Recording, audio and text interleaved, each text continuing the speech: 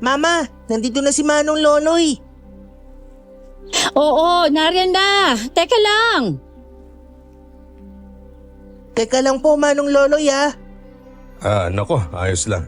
Dahan-dahan ka lang, Susan. Wala lang talagang kaso sa akin ang maghintay. Ay, nako, heto na. Handa na ako. Nandito ko na pala. Sakay na. Dito ko na sa front seat. Maraming salamat, Loloy. Jello, dito ko na rin sa front seat ng tricycle nang matabihan mo tong mama mo. Ayoko po, dito lang po ko sa backseat. Jello, huwag na matigas ang ulo. Pumunta ka na dito sa front seat ngayon din. Mag-iingat naman po ako, Mama eh. Ikaw talagang bata ka, ang tigas ng ulo mo. Isa, dalawa. Huwag mong hintayin na ipaabot ko pa to sa 3. Talagang makakatikim ka sa akin, Jello. Kay aga-agay pinapakulo mong dugo ko. Sige na nga po. Tatabi na po ko sa iyo, Mama. Ayos na kayo. Ayos na. Sige, mamaniobra ko na tong tricycle ko ha. Manong Loloy! Manong Loloy, pasakay! Teka lang, Loloy. May sasakay pa. Rico, ikaw pala yan. Saan yung punta mo at parang nagmamadali ka yata? Pasakay ako, Manong Loloy. Pababa na lang ako sa police station. Abay kung gano'n halika na. Ano pala sadya mo sa police station? Oo nga.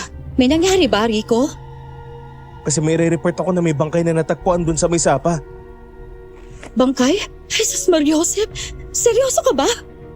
Nakakaawa nga po yung sinapit ng tao eh. Rico, uunahin ko munang ibaba si Susan sa center ha. Magpiprenatal kasi. Buntis ka, Aling Susan?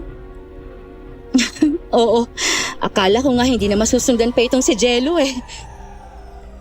Congratulations pala. Dapat mas maingat ka, Aling Susan, kung ganun kasi buntis ka. Dapat magdoble ingat.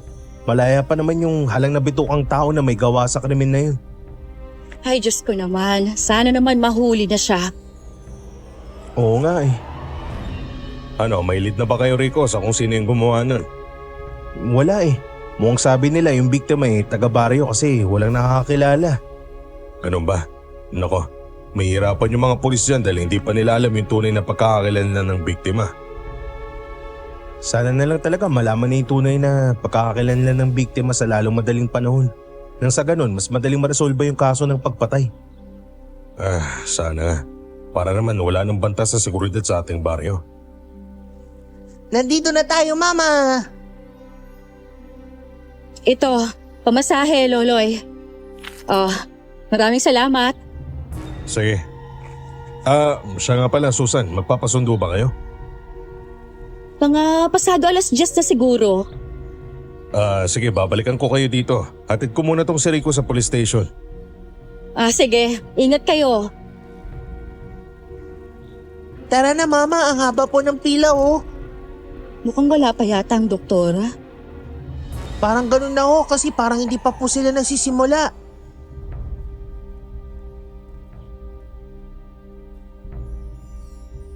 Sa edad na 40 ay hindi ko inakala noon na magdadalang tao pa ako. Sabi nga ng karamihan ay maselan na ang aking pagbubuntis at masyadong delikado dahil sa edad ko. Gayunpaman, sinikap ko na hindi masyado magpaka-stress at mas maingat sa aking pagkilos. Palagi naman akong sinasamahan ng anak kong si Jello tuwing prenatal at check-ups.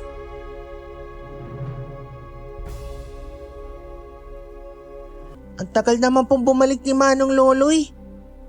Nandito na rin yun maya-maya. Maghintay lang tayo dito sa gilid. Mama, Ano yon, Jello? narinig niyo po ba yung pinag-uusapan nila kanina? Sinong sila? Yung mga kasama mo po sa prenatal, pati na din po yung mga ate na nagtatrabaho sa center po. Ay nako, ikaw Jello ha? Ilang beses ko bang sasabihin sa'yo hindi magandang nakikinig sa pag-uusap ng mga matatanda. Hindi ko po kasi mapigilan, Mama pasensya na po. Nabanggit kasi nila yung namatay sa may sapa. Yun bang sinabi ni Kuya Rico sa atin? Bakit? Sabi kasi ng isang babae na kawawa daw yung sinapit ng babaeng biktima. Kasi wakwak daw yung tiyan niya tapos kasamahan mo pala siya, Mama. Dito daw din pala nagpiprenatal yung babaeng yun kasi buntis daw yun. Yung hinala nila ay inaswang daw. Ano? Totoo, Mama. Yun talaga yung sabi ng babae kanina. Ay nako, huwag mo nang pansinin ang mga sinabi nila anak. Kasi Mama, hindi ko maiwasan na mag-alala para sa kaligtasan mo. Nasabi din kasi ni Papa nun sa akin na nung pinagbubuntis mo ko, inaaswang din daw kayo palagi. Ayun, kumakalabog sa bubong natin noon. Natatakot po kasi ako, Mama, na ngayong buntis ka at nasa malayong lugar na assign si Papa, baka aswangin na naman po kayo. Hindi dapat kinatatakutan ng mga nilalang na yan dahil hindi naman sila nakakatakot, anak. Wala silang laban kung magdadasal lang tayo. Ganun po. Kaya sinasabi ko sa'yo, huwag ka ng lakwatsa, ha? Samahan mo palagi si Mama. Malinaw ba yon? Opo, malinaw po. Kung ganon, huwag mo nang pansinin kung ano man ang pinagsasabi nila. Total, nai-report na rin ang pangyayaring yun sa pulis. Sabi ni Papa, takot daw ang mga aswang sa bawang at asin. Hindi ko pa naman nasubukan ng ganon, Jello. Totoong may kumakalabog sa bubong noong tuwing gabi nung pinagbubuntis pa lamang kita pero ni minsan, hindi ko talaga nakita kung anong mukha ng aswang na sinasabi nila. Ang alam ko lang ay ang tunog na ginagawa nila. Talaga ho? Paano po tinataboy ni Papa yung aswang na yun? Nagsisindi lang ang papa mo noon ng goma at naglalagay ng bawang at asin sa may bintana. Mamaya po pag uwi natin maglalagay ako ng asin at bawang sa may pinto po. Pati din po sa bintana para hindi na po tayo aswangin. Masyado ka naman yatang takot, anak. Dapat magdasal ka. Siyempre, magdadasal din po ako. Ay, maraming salamat naman. Halika na. Tayo ka na dyan. Ito na po. Oh, naghintay ba kayo ng matagal? Hindi naman masyado. Pasensya na talaga. Si Rico kasi nagpahintay pa siya pagkadating namin sa police station. At saka dumiretso na din kami sa crime scene. Siya kasi mismo yung nagturo sa mga polis kung saan natagpuan yung patay na katawan eh. Nako, wala namang problema yun, Loloy. Masyado mo naman yatang ginagawang big deal. Ayos lang talaga. Ano palang nangyari nung pagkadating nyo dun sa may crime scene? Nako, dapat talaga mag-ingat kayo mga buntis dito sa baryo. Dahil yung biktima buntis na babae pala. Dito nga daw yung nagpiprenatal sa center eh. Kung ganun, may nakakaalam na ng pagkakakilanlan ng biktima? Vilma kaya Biab daw.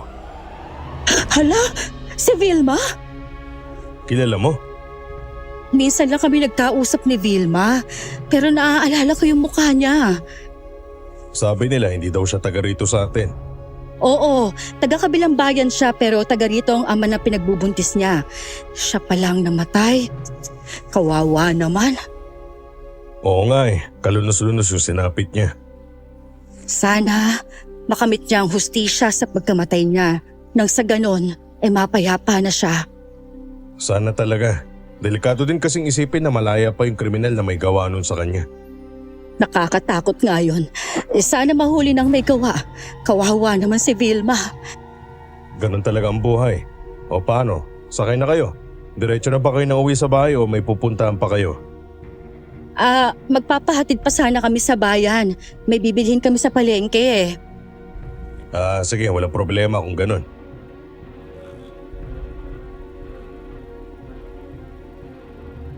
Nakakagulat ang sinabi ni Loloy patungkol sa tunay na pagkakakilanlan ng babaeng patay na natagpuan sa may sapa. Hindi ko inaasahan na isa ito sa mga kasamahan namin sa prenatal.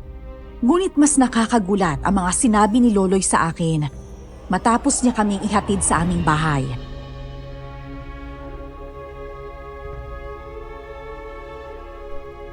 Maraming salamat talaga, Loloy.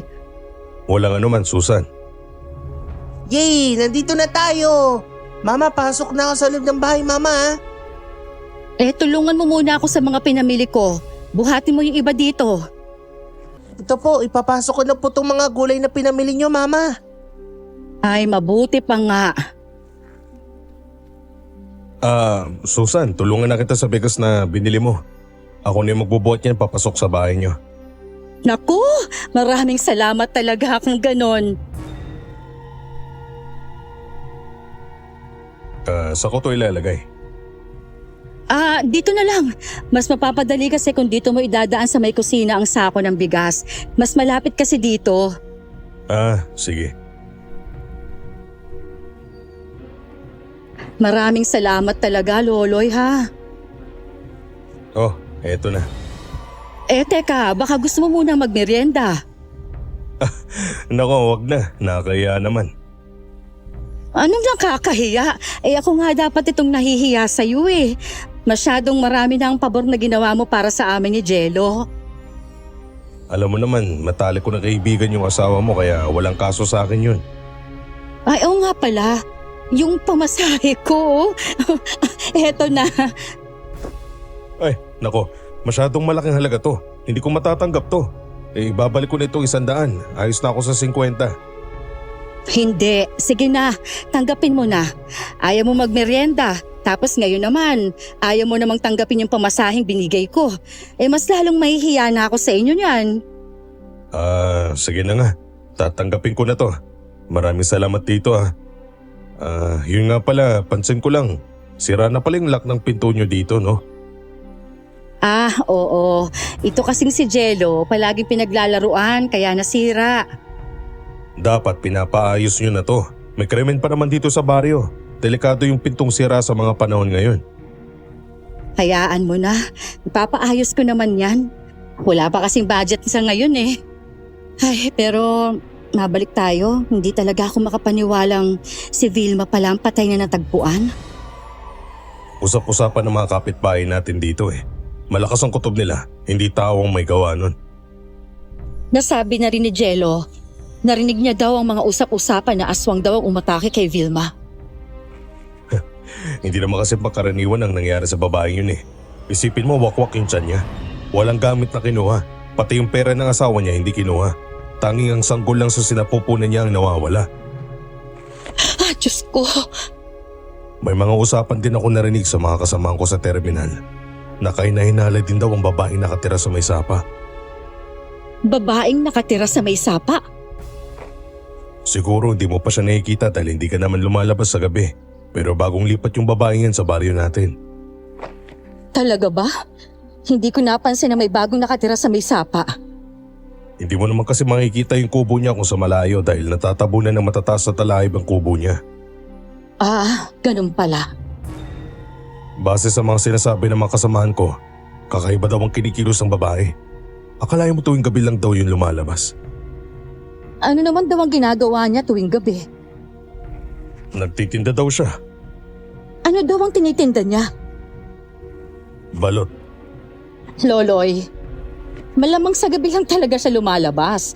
Kadalasan naman talaga sa mga taong nagtitinda ng balut, sa gabi lang.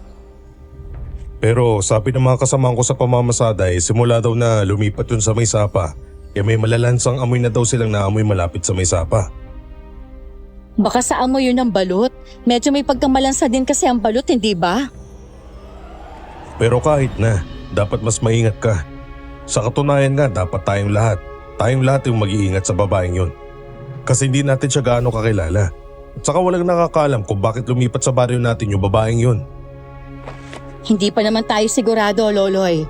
Kung may kinalaman ba yung babae na sinasabi mo sa pagkamatay ni Vilma, huwag tayong manghusga sa kapwa ng ganun-ganun lang. Mapanlin lang ang mga aswang. Akalain mong mahina sila pero ang totoo, naghihintay lang pala sila ng saktong tiyempo para atakihin ka. Hanggang kalabog-kalabog at amoy-amoy lang naman ang mga aswang na yan. Matataboy lang naman ang mga nilalang na yan ng bawang at asin. Huwag kang pakampante, Susan. Buntis ka pa naman. Mama, Oh, bakit? nakita niyo po ba yung laruan ko na tirador? Ha? Saan mo naman kasi inilagay? Ikaw talaga, napakaburara mo talaga. Dito lang yun sa may kusina eh. Wala naman akong tirador na nakita dito.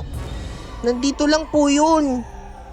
Ikaw na lang ang maghanap dito sa may kusina. Magdahan-dahan ka lang talaga, baka makabasag ka na naman. Mag-iingat po ako, Mama. Ingat ka ha. Parang nandito lang yun eh. Malaki na talaga si Jello.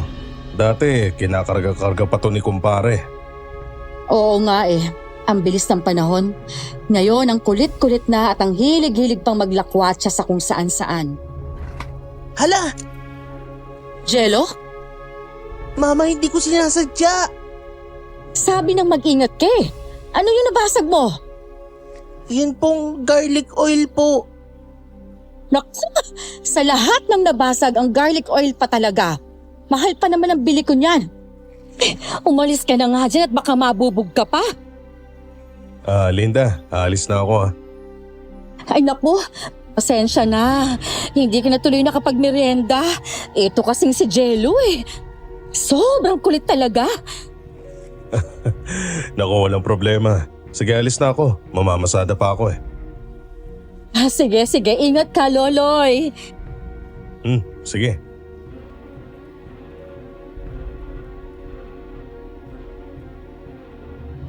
Maliit lang ang populasyon sa aming baryo. Kung kaya't madali lang namin na mapapansin kung may bagong salta sa amin. Dahil sa nangyaring krimen, ay mas naging mailap ang mga taong naninirahan sa aming baryo. Dahilan upang wala ng tao ang lumalabas tuwing gabi. Balot! Balot kayo dyan! Balot! Tig-20 ang isa!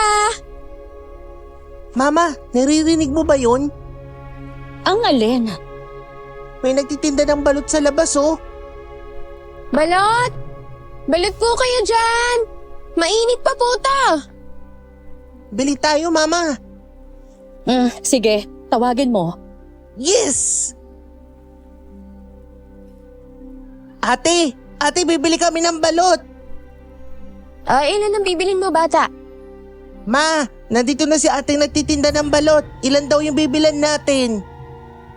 Bibili tayo ng 4. 4.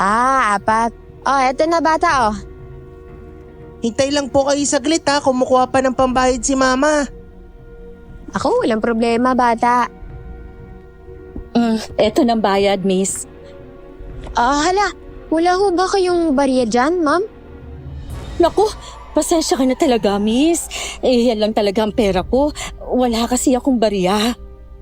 Wala pa po kasi akong pansukli dyan, ma'am eh.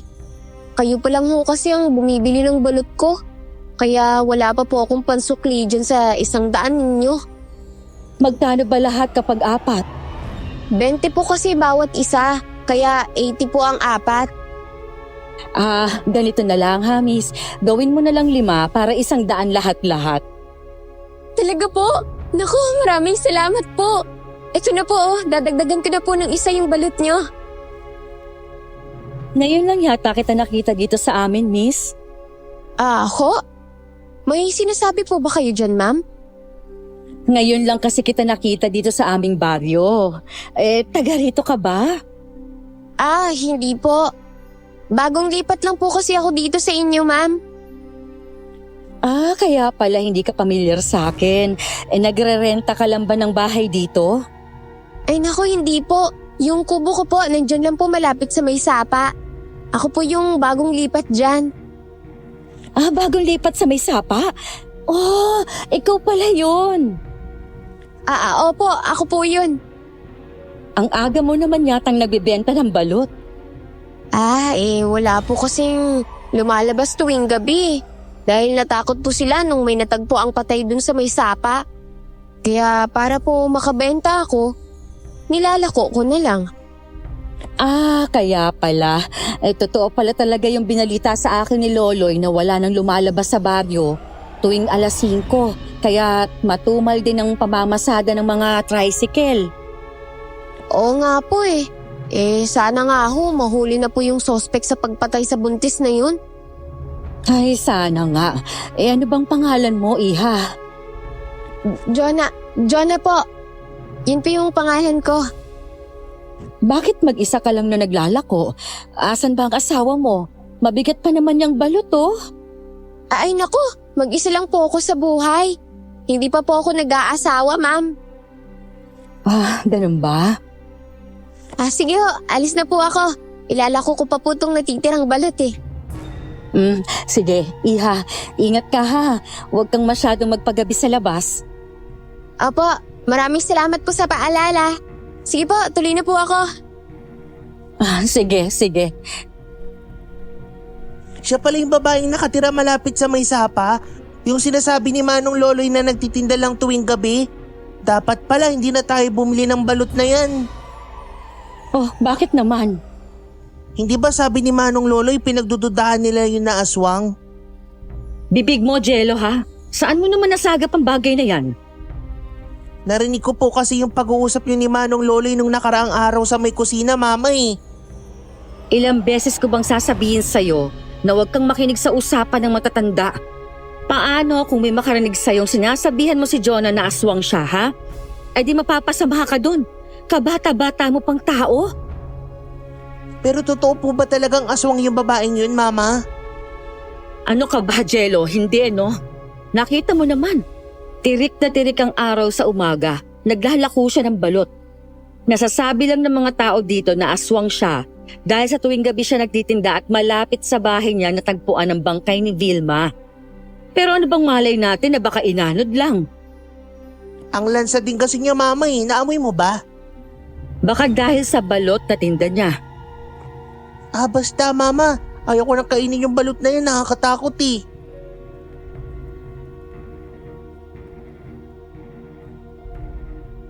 Hindi na kinain ni Jello ang binili naming balot nang malaman niyang ang babaeng nagbebenta nito ay ang mismong babae na sinasabi ni Loloy na aswang na bagong lipat sa baryo namin. Sa tingin ko naman ay hindi siya kaduda-duda. Nagkataon lang talagang malansang kanyang amoy. Hanggang sa naranasan namin ulit ni Jello ang kakaibang kalabog sa bubong namin kinagabihan.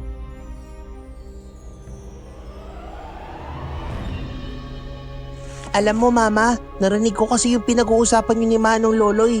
Tama ho siya na dapat ipaayos niyo na po yung lock sa pinto ng kusina kasi tayo lang dalawa dito eh. Ipapaayos naman yun, anak. Sa ngayon, wala pang budget. Mama, naamoy niyo po ba yun? Ang alin, anak? Parang may malansa na amoy. Siguro sa simoy lang yun ang hangin. Nadala lang ng bagwis, anak. Ang lansa talaga. Hindi ko na po maubos tong hapunan ko, Mama. Nasusuka na po ako sa amoy. Nako, sayang ang grasya. Hindi ko na po talaga maubos, Mama. Nawalan na po ako ng gana.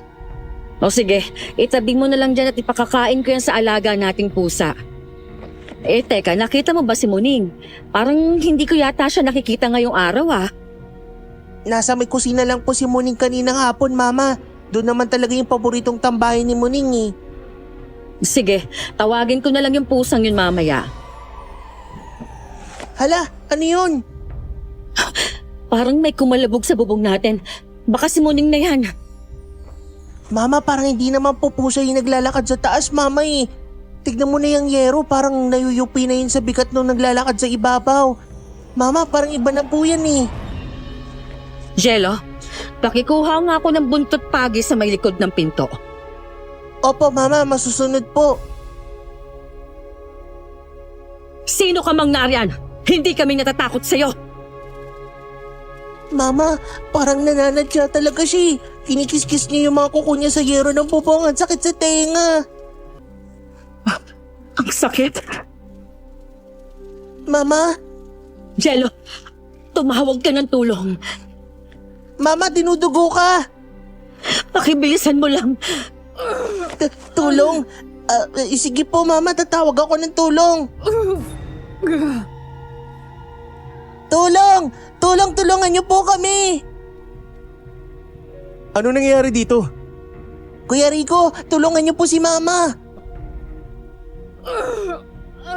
Diyos ko, dinudugo ka, Aling Susan. Teka lang, maghahanap ako ng tricycle para madala kayo sa ospital kaagad. Puntahan mo si Loloy. Sige ho, pupuntahan ko si Manong Loloy. Babalik ko ako kaagad.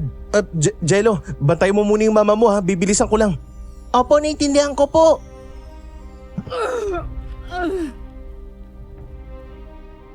Halos mapugto ang hininga ko sa sobrang sakit na nararamdaman ko ng mga panahong yon. Para bang may kung anong matalim na bagay na hinihiwa yung tiyan ko. Mainit na sobrang sakit na parang may kung anong hinihila mula sa kaloob-looban ko palabas sa aking katawan. Ilang minuto lang ang lumipas ay nakabalik na si Rico. Ngunit hindi si Loloy ang kasakasama nito. Nandito na ako. Nakabalik na ako, Aling Susan. Halina po kayo para madala kayo sa ospital. Hindi po si Manong Loloy yung sasakyan natin. Wala na tayong pagpipilian, Jello. Kailangan na nating madala ang mama mo sa ospital. Dahan-dahan lang po, Aling Susan. Maraming salamat. Tabi ako sa'yo, Mama. Sige na po, Manong. Alis na po tayo. Sa provincial hospital po tayo diretso. Ano ba nangyari sa inyo? Nadulas po ba kayo at dinugo kayo? Kasi Kuya Rico, parang inaaswang po kami. Inaswang? Kasi po habang naghahaponan po kami ni Mama may kumalabog po sa bubong. Ayaw pa nga maniwala ni Mama nung una na aswang yun eh. Kaso parang mayuyupi na po yung yero sa bubong namin sa sobrang bigat ng naglalakad. At saka yun na po, dinugo na si Mama. Mahabaging Diyos. Parang nagbalik lang yung nangyari nung dito sa baryo ah. Ilang taon na din yung lumipas nung nakarinig ako ng ganyan dito sa atin. Manong, dahan-dahan naman po sa pagpreno. Buntis po tong sakay natin eh. Parang may tumawid po kasi bigla, Kuya, oh.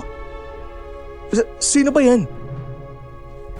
Hala, hindi ba siya yung... Kuya, dumiretso na po tayo. Huwag mo na pong pansinin yung babaeng yan. Kuya, hindi pa siya yung babae na nakatira malapit sa may sapa? Yung sinabi nilang bagong lipat sa baryo natin? Bakit ganun siya makatingin sa atin? Parang galit siya. Ang talim ng tingin niya.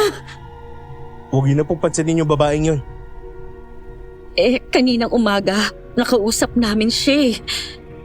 Nakausap niyo po yung babaeng yun? Ano naman po yung dahilan at nakalapit sa inyo? Bumili kasi ako ng balot niya. Ho! Bumili kayo ng balot sa kanya?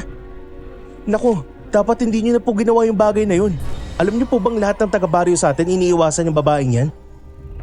Sabi sa'yo, Mama dapat hindi nyo na lang po kinain yung balot na binili nyo galing sa kanya. Kumain kayo ng balot niya? Si Mama po, ayaw ko po kasing kumain kaya si Mama po inubos niya lahat yung balot na binili namin kasi sayang daw po. Sa susunod po, Aling Susan, layuan niyo na po yung babaeng yan. Mama, narinig mo kahit si Kuya Rico binabalaan ka na niya. Kaya wag na wag kang bibili o lalapit sa babaeng yun. Nandito na tayo. Ito po pamasahin namin, maraming salamat po sa paghatid. Maraming salamat po talaga, Mano. Ingat po kayo sa biyahe.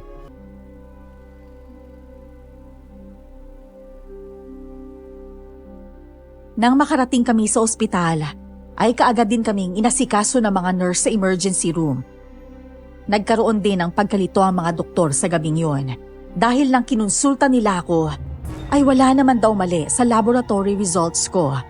Kung kaya't palaisipan sa kanila kung bakit ako dinugo. Sa kabutihang palad, ay naagapan nila ang pagdurugo ko at ligtas na ang sanggol na nasa sinapupunan ko. Maraming salamat po, Manong. Jello, makidala to sa loob. Sige po, Mama. Ayos na po ba kayo, Aling Susan? Kailangan niyo pa po ba ng mga katuwang dito? Ay naku, sobra-sobra ng ginawa mo, Rico. Nag-aalala po talaga kasi ako sa inyo eh. May kasama kang lalaki sa bahay niyo pero bata naman. Naku, ayos lang talaga. Sapat na yung sinamahan mo kami kagabi sa ospital. Kung may kailangan pa po kayo, wag po kayo magdadalawang isip na tawagin po ako. Huwag kang mag-alala. Papupuntahin ko sa inyo si Jello kapag may emergency nangyari. Buti na lang talaga kagabi, napadaan ako sa inyo habang nagro-ronda at narinig ko yung sigaw ni Jello. Ewan ko ba kagabi? Siguro masyado akong naging kampante.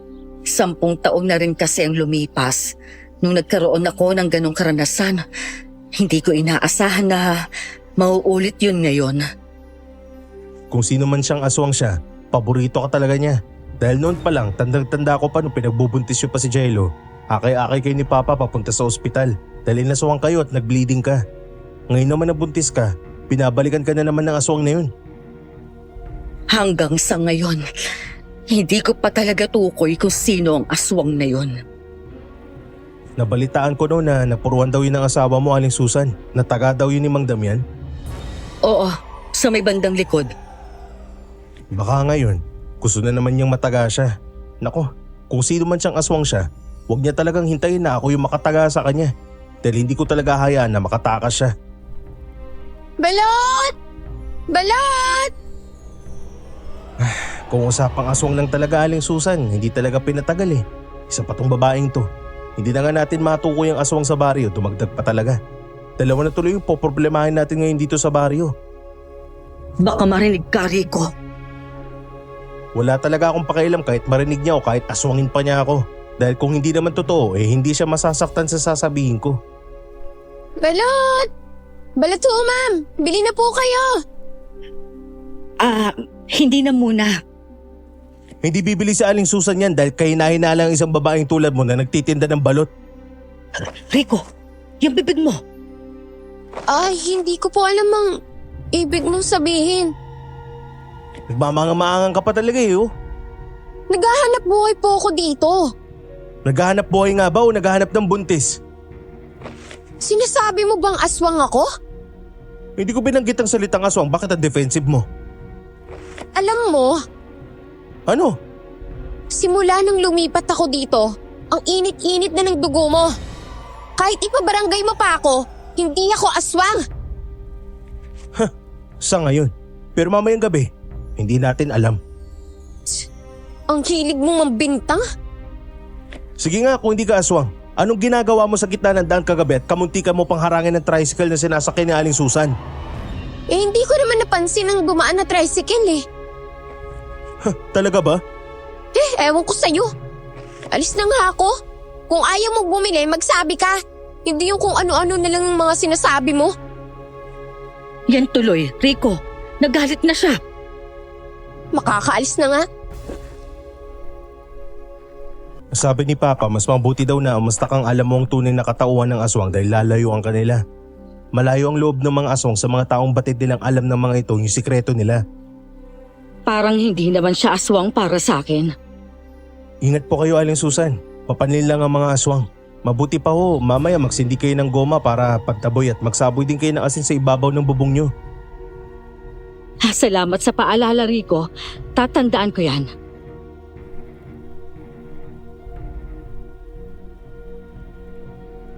Pagkatapos ng mainit na pagtatalo ni Rico at Jonah sa araw na yon, ay hindi na napadaan pang muli ang dalaga sa bahay para maglako ng balut.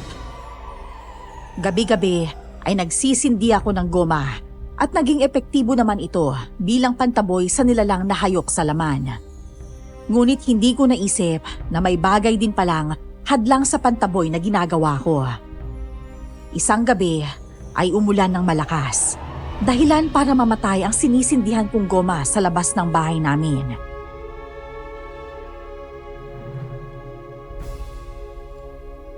Mama, ang lakas po ng ulan sa labas. Oo nga eh. Yung goma na sinindihan mo, nabasahan na siya. Hayaan mo na. Wala tayong magagawa eh. Ang lakas talaga ng ulan. Hindi naman po siguro may isipan ng aswang na mang-aswang ngayon, no? Kasi mababasa siya sa ulan kung ganon. Ikaw na bata ka, napakalikot talaga ng imahinasyon mo kahit kailan. Naisip ko lang naman po yun, Mama. Kasi hindi pa sa bubong sila babagsak, di mababasa sila pag ganon. Ubusin mo na lang yung pagkain mo sa plato mo at nang makatulog ka na, anak. Okay po, Mama. Teka lang. Kukuha lang ako ng tubig, ha? Opo. Ma, Bantayan mo ng maigi ang ulam dahil pag hindi, ubos yan lahat kay Muning. babantayin ko po yung ulam, Ma. Huwag na po kayong mag-alala. Sige, dyan ka lang. Hala, ano yun? Teka nga, baka si Muning naman yan. Ay, Itong pusa talagang to, ang hilig mag-akyat-akyat sa kung saan-saan talaga. Diyan ka lang, pupuntahan ko ang salas. Hala, yung ilaw! Ay nako, ngayon pa talaga. Brown out na naman. Palagi na lang talaga brown out sa baryo natin, Mama, sa tuwing may malakas na ulan. Baka may poste na naman na natumba. Eh bakit pa kasi ayaw pa nilang palitan ng mga kahoy na posteng yan? Ang dilim, Mama, wala ako halos makita.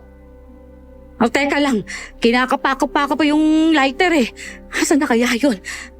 Nandito lang yun eh. Ay, Oh, Jello, napano ka? parang may dumaan po kasi sa ilalim ng lamesa, Mama, nasagi yung paa ko. Parang basa na balahibo. Baka si Muning yan, naku! Basa na naman ang pusang yan. Tumatabi pa naman yan sa kama ko tuwing matutulog na ako sa gabi. Ayan na naman. Dumaan na naman. Muning! Ming-ming! Ming-ming! Halika dito, Ming! Mama, Bakit? parang hindi naman po pusa yung nasa ilalim ng lamesa eh. Ha? Ano bang pinagsasabi mo? Ang tulis po kasi ng balahibo niya. Parang balahibo ng isang baboy. Hindi naman po ganito yung balahibo ni Muning sa tuwing nasasagi niya yung paa ko eh. Teka lang, anak. Titignan ko ang ilalim ng lamesa. Mama, Naku, medyo may edad na talaga itong mama mo, anak, kasi akalain mong masakit na ang likod sa tuwing yumuyo ko. Mama kasi. Oh, wala naman ah. Wala naman akong nakita sa ilalim ng lamesa, anak. Mama, huwag kang lilingon sa likod mo. Ha? Bakit? Diyos ko po! Yan po yung nakasagi sa paa ko kanina, Mama. Ang pula ng kanyang mga mata. Mama, naglalaway siya. Nakatingin siya sa tiyan mo. Lumayo ka! Mama, takbo! Jello, halika na! Doon tayo sa kwarto, Mama. Bilisan mo! Pasok na, anak! Ilakad natin ang pinto! Mama, tinutulak niyo yung pinto, Mama! Huwag kang panghinaan ng loob, anak. Dalawa tayo. Hindi niya mabubuksan ito. Malapit ko na may kabit ang lock. Mama! Ito na! Makakabit ko na! Mama, natatakot ako! Mahabaging Diyos, iligtas niyo po kami sa sakulang ito. Huminto na po yung paghampas, Mama. Baka umalis na siya, tahimik na sa labas. Huwag tayo magpakampante, anak. Baka nariyan lang yan sa labas ng pinto, nag-aabang. Sisilip po ko sa labas, Mama. Baka sakaling may mga tanod na dadaan. Hihingi tayo ng saklolo. Maliwala rin niyang anak. Malakas ang ulan, hindi nila maririnig ang boses mo. Wala naman pong masama, Mama, kung susubukan natin. Sisilip po ko sa labas.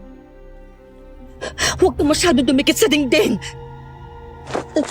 Mama, may nakatayo sa labas. Hindi ko po maaninag eh. May nakatayo sa labas ng bahay, nakaharap siya sa atin. Tignan mo, Ma. Humingi na tayo ng tulong. Hindi! Huwag! Titingnan ko muna. Baka kung sino yan at mas lalo lang tayo mapahamak dyan. Nung una, hindi ko pa maaninag kung sino ang nakatayo sa labas ng bahay namin. Ngunit nang biglang kumulog, nasundan ito ng kidlat, ay doon ko nakita ang mukha ng nakatayo. Isa itong babae na namimilipit sa basa ng ulan. Walang iba kundi si Jonah. Bigla akong napaatras at niyakap si Jello. Magdamag kaming hindi nakatulog dahil sa takot.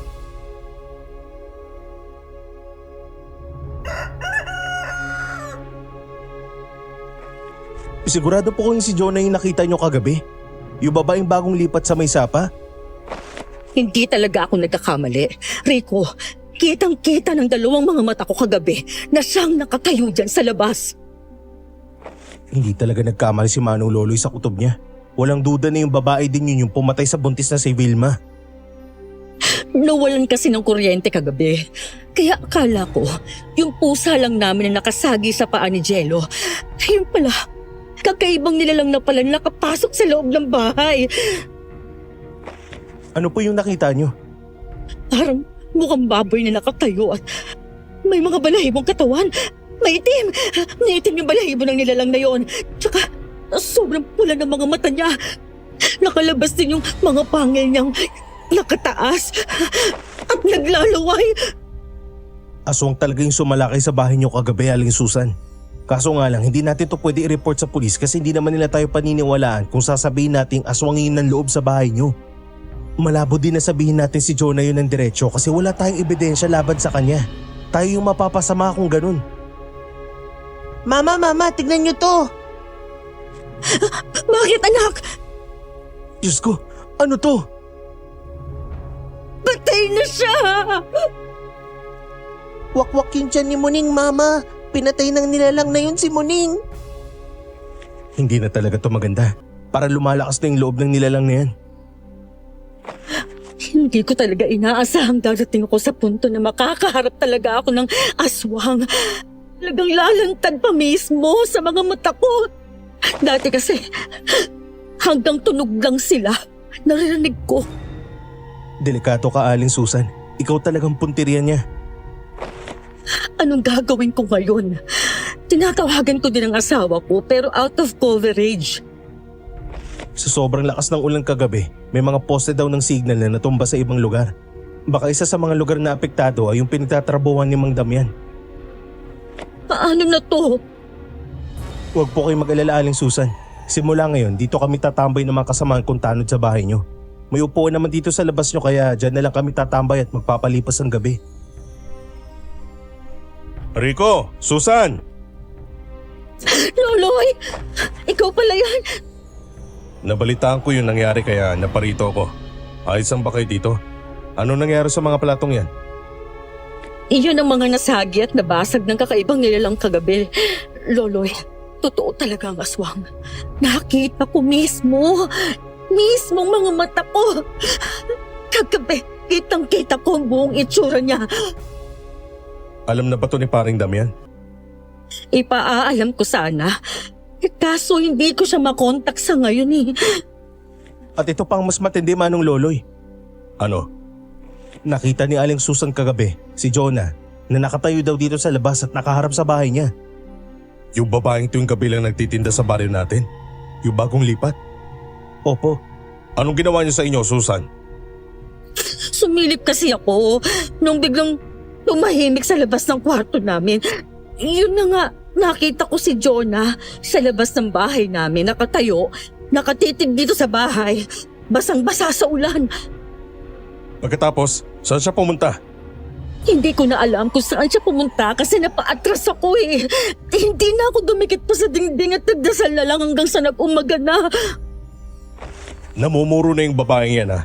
Simula nung lumipat yan dito sa atin, nagsimula na yung mga kakaibang pangyayari dito sa atin. Matalas ba yan dumadaan dito? Halos araw-araw noon dahil naglalako siya ng balot. Pero simula nung nagkaroon sila ng pagtatalo nitong si Rico, hindi na naulit mang dumaan si Jonah dito. Kagabi ko lang ulit siya nakita. Hindi na talaga biro ang dinudulot ng babaeng yan dito sa baryo natin. Nung una pa lang talaga duda na ako sa kanya. Rico, sama mo ko. Saan po tayo pumunta, Manong Loloy? Susugurin natin ang kubo ng babaeng aswang na yan sa may sapa. Halika na.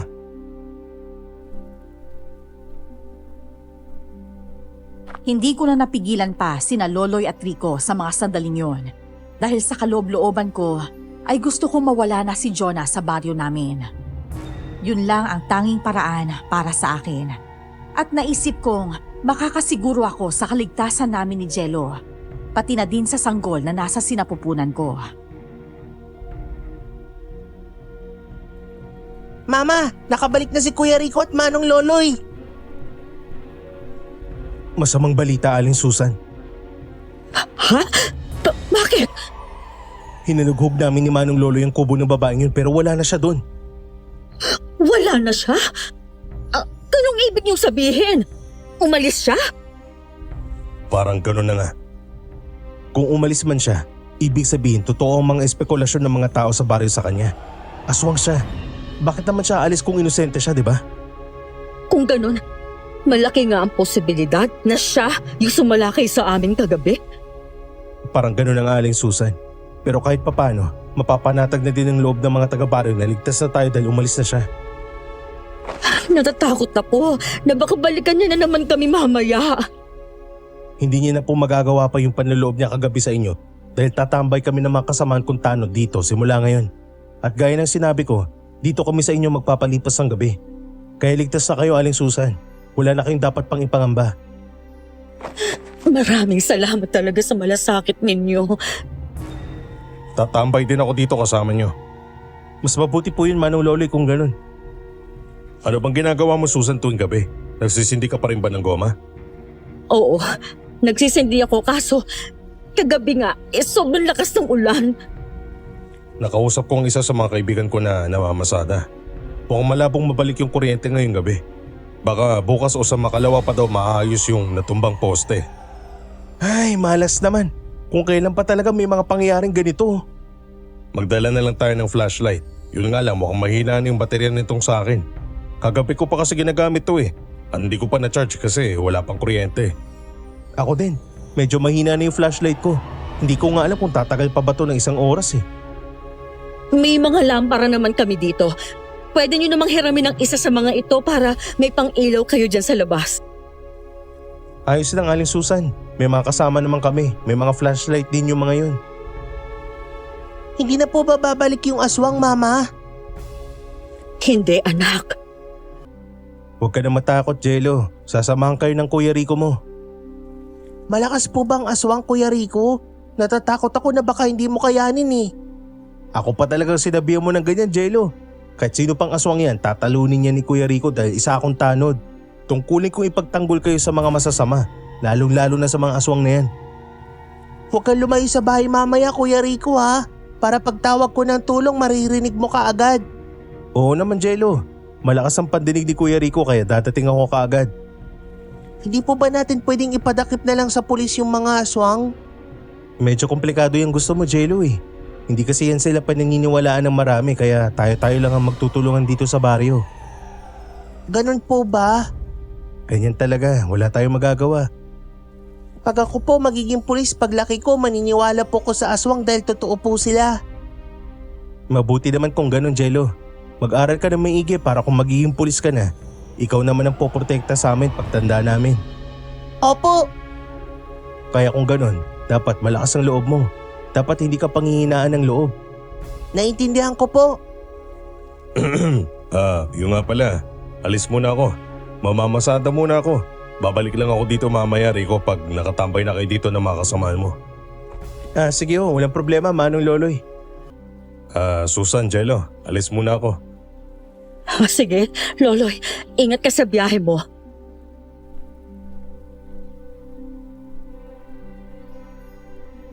Pagsapit ng gabi ay tinupad ni Rico ang pangako niya sa amin ni Jello na dun sila magpapalipas na umaga sa labas ng bahay namin. Nakaramdam ako ng panatag na kahit papaano ay ligtas kami ng anak ko dahil maraming tanod ang nakapalibot sa amin. Sa mga sumunod na gabi ay ganun din ang nangyari. Hanggang sa nakatanggap ako ng isang babala mula sa di inaasahang panauhin.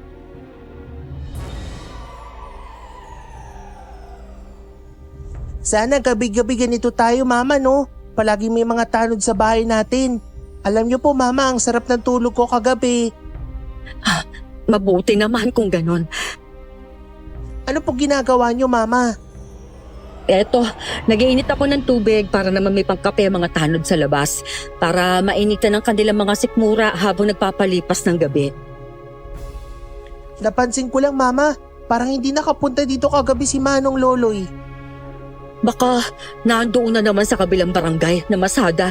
Alam mo naman tong baryo natin eh. Ang hina ng pasada paggabi na. Mahina ang kita dito. Ay, sayang naman. Oh, bakit ka naman nalulungkot? Gusto ko po kasing makipagkwentuhan sa kanya eh. Ang dami-dami niya kayang kwentong bayan na nalalaman. Baka bukas makakadalaw yun dito. Sana nga po. May nakalimutan na pala akong sinampay sa likod ng bahay, anak. Anak, anong oras na ba? Nakalimutan kong kunin. Samahan na kita, Mama. Ay naku, hindi, wag na. Wala magbabantay dyan sa isda. Wala naman po tayong pusa, Mama. Wala na si Muning, di ba? Kahit na. Alam mo namang maraming pusang gala dito sa baryo natin. Bilisan mo lang, Mama, ha? Oo naman. Kukunin ko lang ang mga sinampay ko sa likod bahay natin. Pagkatapos babalik na rin ako kaagad dito sa loob. Sige po. Ay, nakalimutan ko pa talagang ipasok. Naabutan na tuloy kagabi. Dali-dali kong kinuha ang mga sinampay ko sa likod ng aming bahay. Habang abala ko sa gawain ko, ay nagulat ako nang may biglang nagsalita sa likod ko. Mahigpit nitong hinawakan ng kamay ko at hinila ako sa masukal na parte ng aming bakuran. Huwag kang sisigaw o gagawa ng kahit anong bagay na makakatawag pansin. Jonah, bitiwan mo ang kamay ko. Parang awa mo na. Maglakad ka ng dahan-dahan papalayo sa bahay niyo. Jonah, parang awa mo na. May anak ako na kailangan pa ng kalinga ko. Hindi kita sasaktan. Parang awa mo na, lubayan mo na kami ng anak ko. Hindi ako ang aswang na sumalakay sa inyo ng gabing yon. Hindi ako aswang. At lalong hindi ko kayo lulubayan ng anak mo dahil alam ko ang pangamba na kinakaharap ninyo. Dito tayo. Hindi nila tayo makikita o maririnig dito. Aling Susan, makinig ka na mabuti sa sasabihin ko Ang nilalang na nanghimasok sa bahay niyo ng gabing yon ay isang gabunan. Gabunan? Nang gabing nakita mo ako sa labas ng bahay niyo, may tunutugis akong gabunan na nakatakas. At doon sa bahay niyo pumasok para sumilong. Sugatan ng gabunan na yon. Anong ibig mong sabihin? Totoong may aswang dito sa baryo niyo. Pero kadalasan sa ibang barangay ito nang bibiktima. Sa ngayon, wala pa akong ideya kung sino siya. Yung gabunan na pumasok sa loob ng bahay niyo, hinabol ko yon. Galing pa ako sa ibang barangay nun. Doon ko siya naabutan na nang aaswang ng buntis. Aling Susan, hindi ka ligtas sa baring to. Malapit nang maubos ng gabunan ng mga sanggol sa ibang barangay. Parami na ng parami ang buntis na nakukunan ngayon. Pag dumiting ang puntong wala na siyang mabiktimang iba, ikaw ang babalikan niya. Kukunin niya ang anak mo dyan sa loob ng sinapupunan mo. Mama, nandiyan ka pa ba? Yung anak ko! Lumabas siya ng bahay! Alis na ako! Aling Susan, umalis na kayo ng bahay yung to kung maaari. Aalis na ako, Jonah! Babalikan ko po kayo dito bukas.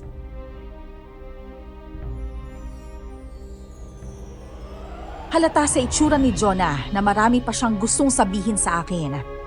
Pero naudlot ito dahil sa paglabas ni Jello mula sa kusina.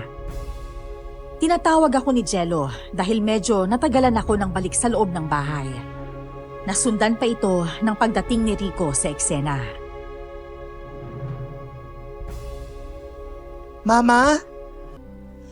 Ano pong ginagawa niyo dyan, Mama? Naihi kasi ako. Pasensya na, Mama. Sinuway kita. Sinundan na kita dito sa likod kasi ang tagal mo bumalik sa loob eh. Natatakot ako baka kung ano na po yung mangyari sa inyo. Nag-aalala po ako para sa iyo, Mama. Jello, Aling Susan, may nangyari ba? Pinuntahan ko na kayo kasi narinig ko tong pagtawag ni Jello sa'yo, Aling Susan eh. Ayos lang ba yung lahat? Oo, naman. Ayos lang ako. Kinuha ko lang talaga ang mga sinampay ko dito sa labas kasi nakalimutan kong kunin kagabi. Ganun ho ba? May sasabihin din sana ako sa inyo, Aling Susan. Kaya ko kayo hinahanap. Bakit? Ngayon lang kasi dumating yung mga linemen ng kuryente natin.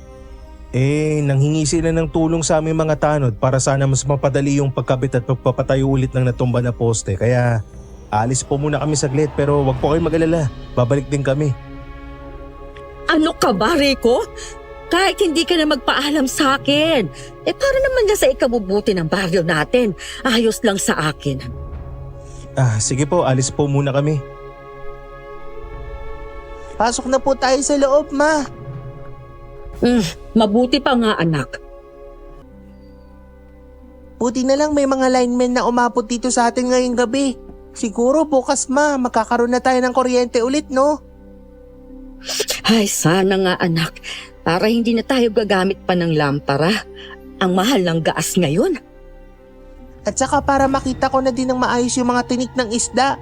Kahapon muntik ko nang malunok yung napakalaking tinik ng tilapia eh. Dahan-dahanin mo kasi ang pagkain. Hindi yung parang nauubusan ka. Hindi mo pa nga tapos yung nasa bibig mo Subo ka na ng subo. Ano yun? Ang alin? Ay, huwag mo nang pansinin yon. Pumasok na tayo at mamaya pa ang balik ng Kuya Rico mo. Mama, yung lampara pala na ginamit nila Kuya Rico nasa labas pa. Oo nga pala. Kunin ko na lang po. Sige, samahan na kita. Mama, si Manong Loloy. Loloy, buti naman nakadalaw ka. Bakit ngayon ka lang, Manong Loloy? Wala ka kahapon pati nung nakaraang araw ah. Namasada ako sa kabilang barangay kasi medyo madalang ang sakayan dito ngayon dahil sa krimen ng buntis na pinatay. Kayo, kamusta naman kayo dito? Balita ko, dito na nagpapalipas ng gabi yung mga tanod sa baryo. Bakit wala sila ngayon? Kasi umalis po sila Kuya Rico dahil tutulungan nila yung mga linemen para mabalik yung kuryente dito sa baryo. Linemen? Dumating na sila? Oo, pero ang sabi naman ni Rico babalik din sila pagkatapos. Medyo matatagalan siguro ng balik yun kasi hindi lang isang poste yung natumba dito sa baryo natin. Ay, parang ganun na nga. Medyo matatagalan lang sila talaga. Ayos. Ho? Ang sabi ko, ayos dahil babalik na yung kuryente bukas. Teka, gusto mo ng kape, Loloy? Baka gusto mo, may mainit na tubig rito. Parang gusto ko nga magkape. Ayos lang ba? Oo naman, pasok ka. Maraming salamat, Susan. Ano ka ba? Ayos lang naman, no? Manong Loloy, pwede po bang kwentuhan niyo po ako patungkol sa mga kwentong bayan na alam niyo? Oo naman, ano ba ang gusto mo? Jello, wag mo naman masyadong kulitin ang Manong Loloy mo. Ano ka ba, Susan? Ayos lang. Paano kasi tong si... Aray! Oh, ayos ka lang ba? Parang humilab ang tiyan ko. Masakit ba yung tiyan mo? Uy, parang humihilab siya. Hala mama, parang dinudugo ka na naman. Aray!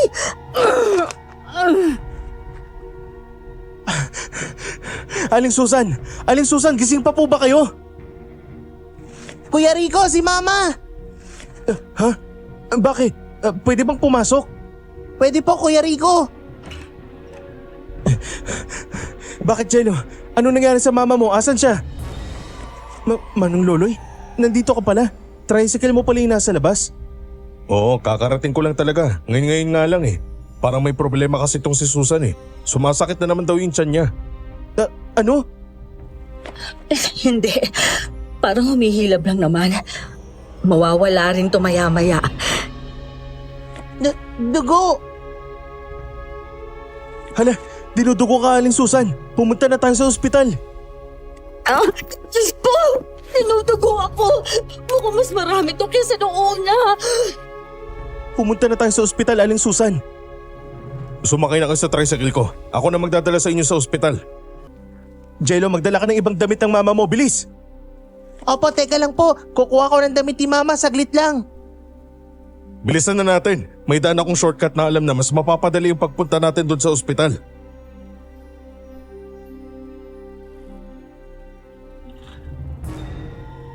Sa pangalawang pagdurugo ko, ay mas lalo naging kritikal ang aking naging sitwasyon.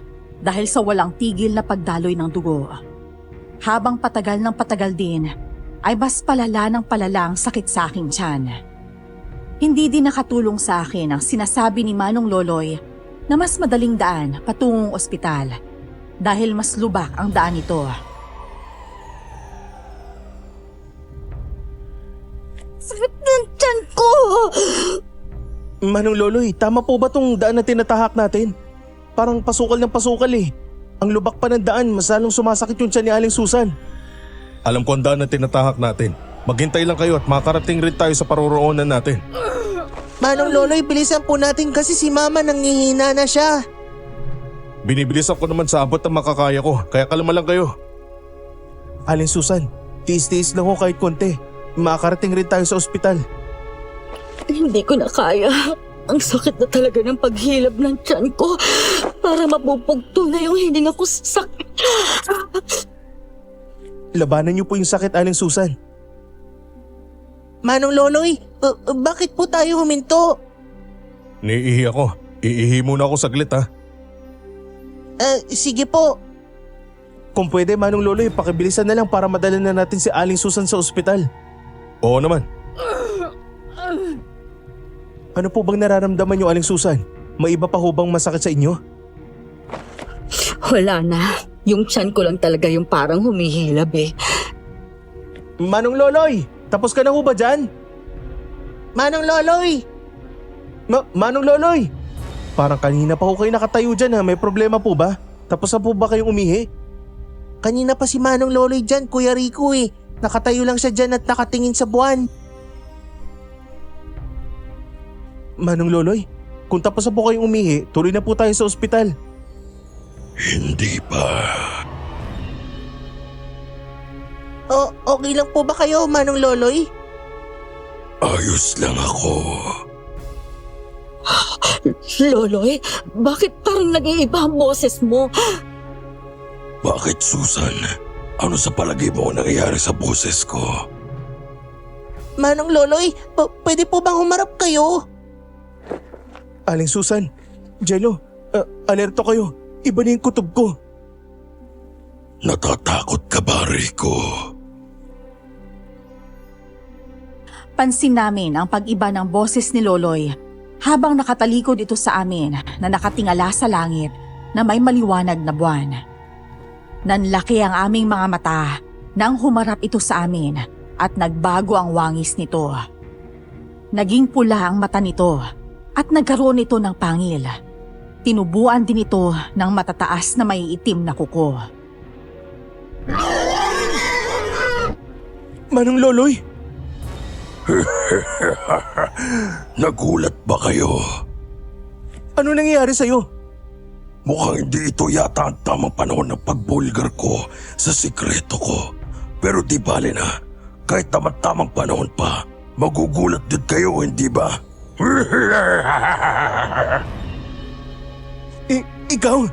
Ikaw yung aswang sa baryo na matagal na naming hinahanap. Ano nga ba ang rason at bakit hindi nyo ba lang napansin na ako yun? Dahil mga uto-uto kayo! Masama ka, Manong Loloy! Alam mo, Jello, ayos na sana dahil nagkakasundo naman tayo. Kaso sa tuwing nakikita kita, kumikirot pa rin ang napakalaking peklat ko dito sa likod. Naalala ko tuloy na ikaw ang rason nito. Sayang lang talaga at hindi kita nakuha sa sinapupunan ng mama mo. 10 taon na ang nakalilipas.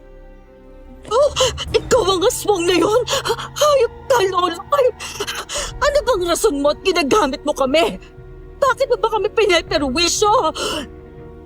Wala naman kayong kasalanan sa akin. Pero ang ama ng asawa mo meron. Malas mo nga lang at si paring Damian ang naging asawa mo. Kakalimutan ko na sana. Kaso nakita ko kanina bago umalis si Rico sa bahay niyo na kinausap ka ng babaeng manunugis na yun. Kahit kailan talaga, isang malaking tirik ang mga kagaya nila. Kaya bago pa ninyo matuklasan kung sino ang aswang talaga, inunahan ko na kayo. Medyo madalang na ang buntis sa kabilang barangay. Kaya naisip kong magmerienda muna sa inyo. Yun nga lang, anak mo ang lalantakan ko, Susan. Hayop ka talaga, Loloy.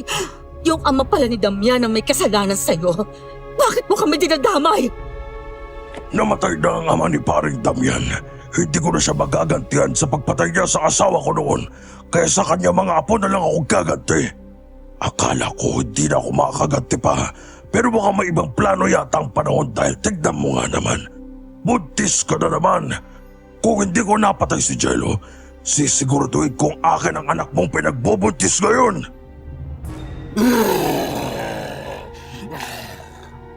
Tinangka naming tumakas, ngunit naabutan pa rin kami ni Loloy.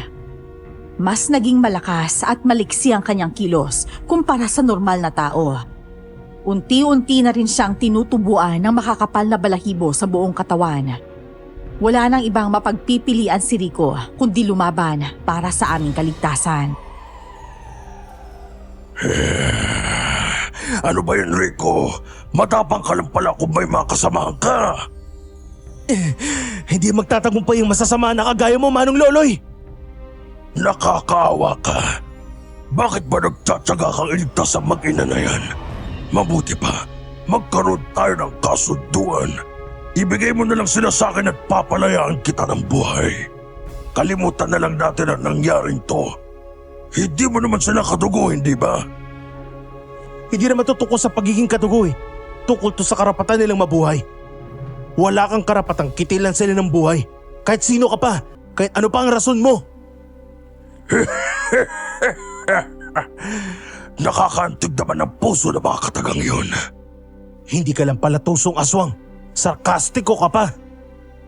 Dahil hindi talaga ako sa mga katwiran na katulad mong tao. Ang galing yung maghanap ng rason. Naisip ba ng ama ni paring Damian ang bagay na yun bago niya pinatay ang asawa ko? Kung napatay niya ang asawa mo, sigurado akong masama rin ang budhi ng asawa mo. Kagaya mo. Huwag mong pagsasalita ng masama ang asawa ko. Bakit? Natatamaan ka din ba? Papatayin ko kayo. Kayong lahat! Aling Susan, subukan niyo na makalayo dito habang nakikipagbuno ako sa aswang na to. Tumakbo ka ng Susan hanggat kaya mo. Hindi ka naman talaga makakalayo dahil napakalayo na ng lugar na to sa baryo natin. Aling Susan, ngayon na! Papatayin ko kayo! Tumakbo na po kayo, Aling Susan. Humingi kayo ng tulong. Baka may makasalubong kayo sa daan. Jello, halika na! Habang nakikipaglaban si Rico kay Loloy, tumakbo kami ni Jello papalayo. Ngunit hindi pa man kami nakakalayo, ay agad na nakasunod si Loloy. Ibang-iba na ang wangis niya ngayon. Wala na ang anyo ng pagiging tao. Siya ay naging ganap na gabunan. Mama, aabutan tayo ni Manong Loloy. Nasa likod na natin siya. Diyos ko po! Hindi kaya napuruhan na niya si Rico? Mama! Loy, parang awa mo na. At saan naman kayo pupunta sa tingin ninyo? Ang sakit ng tiyan ko. Nakakahali na talaga ang amoy ng mga buntis na kagaya mo. Mas lalo tuloy akong kinaganahan. Awa mo na, Loloy. Kahit si Jello na lang. Buhayin mo si Jello. Hindi mangyayari yan, Susan. Ang tagal ko naghintay na magkaroon ng eclipse ulit para manumbalik ang lakas ko. Dahil 10 taon na ang nakalipas mula nang pumalpak ako. Diyos ko. Tulungan po kami. Masyadong malayo ang langit para marinig ka ng Diyos mo. Nahanap din kita! Lubayan mo yung si Aling Susan! Ikaw, paano ka napunta rito? Naturingan kang aswang, pero hindi ka marunong magkubli ng malansang amoy mo, kaya natuntun kita. Ang tagal kitang hinanap. Yun pala, nagkikita na tayo araw-araw. Ikaw lang pala, Manong Loloy. Jonah! Huwag na po kayo mag-alala, Aling Susan. Ako na pong bahala rito. Para talaga kayo mga kabote, mga manunugis. Sulpot ng sulpot, hindi na lang kayo mawala ng tuluyan. Katapusan mo na ngayon! Pagbabayaran mo ang mga sanggol na nawala sa sinupupunan ng mga buntis na naging biktima mo! Pagbabayaran mo ang bawat pagluluksa ng mga inaswang mo! Hindi mangyayari yan dahil uunahan na kita. Sisiguraduhin ko, sa puso mo tatarak ang punyal ko ngayong gabi! Dito na matatapos ang kasamaan mo! Nakipagbunos si Jonah kay Loloy. Kitang-kita sa bawat galaw niya na isa siyang veterana sa pakikipaglaban. Mabilis, matalim, at alam na alam niya ang kahinaan ng kanyang kalaban. Hanggang sa isang iglap, tumama ang punyal ni Jonah sa puso ni Loloy. Napaluhod ito, at sa huling sargo ng kanyang lakas, pinutol ni Jonah ang ulo ng aswang.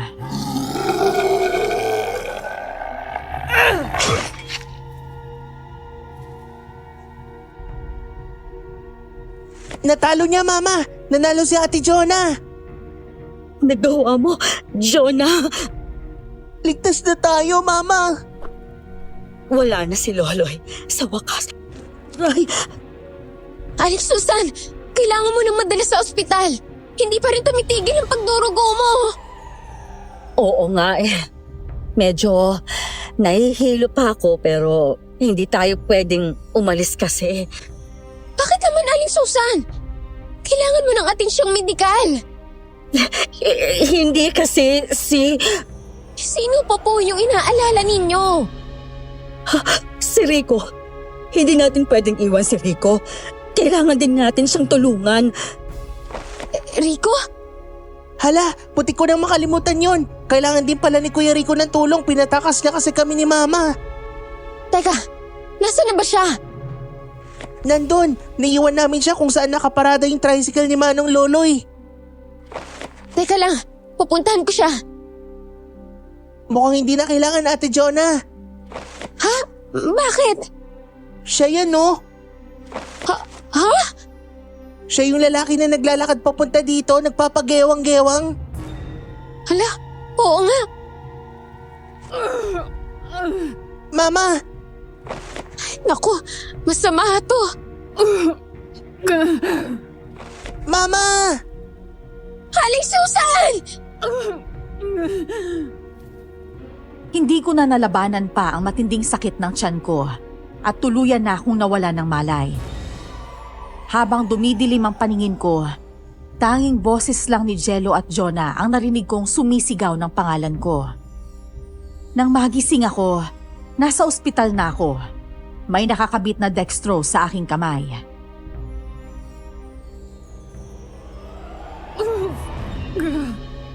Mama, gising ka na! Alex Susan! Ay, salamat sa Diyos at nagising ka na. Ang sakit ng katawan ko. Teka lang po, tatawagin ko lang po ang doktor, Alex Susan. Ingat ka, Mama. Sabi nung nurse at doktor kanina, huwag ka daw muna gumalaw. Ano nangyari sa tiyan ko? Nasaan ang sanggol sa sinapupunan ko? Ano ginawa nila sa kapatid mo? Alex Susan, susunod na daw po dito ang doktor mo. Ano nangyari sa anak ko? Teka lang po, Alex Susan. Kumalma ka po muna. Bawal ang gumalaw sa'yo. Ang sanggol sa sinapupunan ko. Nawala siya. Nasaan ang anak ko? Alex Susan, makinig ka. Ang totoo kasi, Ano? Ano nangyari? Huwag mong sabihin, nakulan ako. hindi, mali ka po nang iniisip, Alex Susan. Kung gano'n, nasaan ang anak ko? Ang totoo po niyan, kinailangan po ng doktor na kunin ang bata sa loob nyo. Premature po ang anak nyo. Ano? Premature ang anak ko? Pero sabi po ng doktor, malaki po ang porsyento ng anak mo na makaligtas at mabuhay. Diyos ko. Gusto ko makita ang anak ko. Makikita mo din po ang anak mo, Aling Susan. Pero sa ngayon, kailangan niyo po munang magpahinga. Tama si Ate Jonah, Mama. Nakuusap ko na din si Papa Damian. Babalik na daw siya dito sa atin. Ganun ba? Ano pang sinabi ng papa mo? Wala na, Mama eh. Ikaw kasing gusto makausap ni Papa pero nagpapahinga ka pa nung tumawag siya. Si Rico. Nawalan ako ng malay. Ano nang nangyari kay Rico? Patungkol po kay Rico. Nagpapagaling na po siya. Masyado bang malala ang mga natamo niya? Hindi naman po. Pero masasabi po natin na napuruhan po talaga siya. Kawawa naman si Rico. Huwag na po siyang alalahanin, Aling Susan. May mga nurse na po ang nag-aasikaso. Nakausap ko na po si Kuya Rico, Mama. Ayos na daw po yung pakiramdam niya. Yung tungkol kay Loloy. Si Ate Jonah po ang may alam sa kanya. Anong balita doon sa tungkol kay Loloy?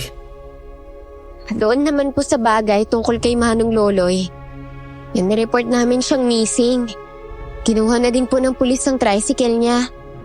Mabuti naman. Papa, nakarating ka na!